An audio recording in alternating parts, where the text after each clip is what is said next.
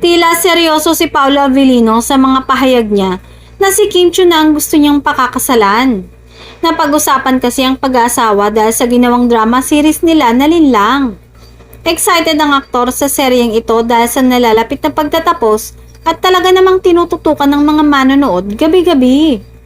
Kaya dahil sa pag-aasawa ng pinag-uusapan, tinanong si Paolo kung naiisip na ba niyang si Kim nang pakakasalan niya muli kung sakaling may parto ang nasabing serye na Linlang.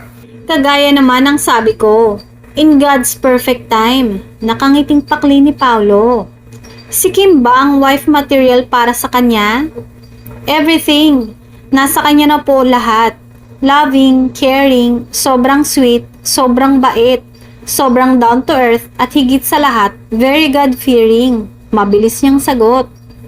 Positibo rin ang mga tagahanga ni na Paolo at Kim na mauuwi rin sa totohanan ng relasyon ng dalawa. Dahil ngayon pa lamang umano, ay mahahalata ng hindi na lamang basta trabaho ang dahilan kung bakit ganoon na lamang ang kanilang pagtrato sa isa't isa. Samantala, talagang namamayagpag ngayon ang tambalang Kim Chiu at Paolo Avellino dahil maging ang mga TFC subscribers ay hinihiling ang appearance ng dalawa dahil sa labis na kilig na pinapadama ng mga ito sa kanilang mga tagahanga.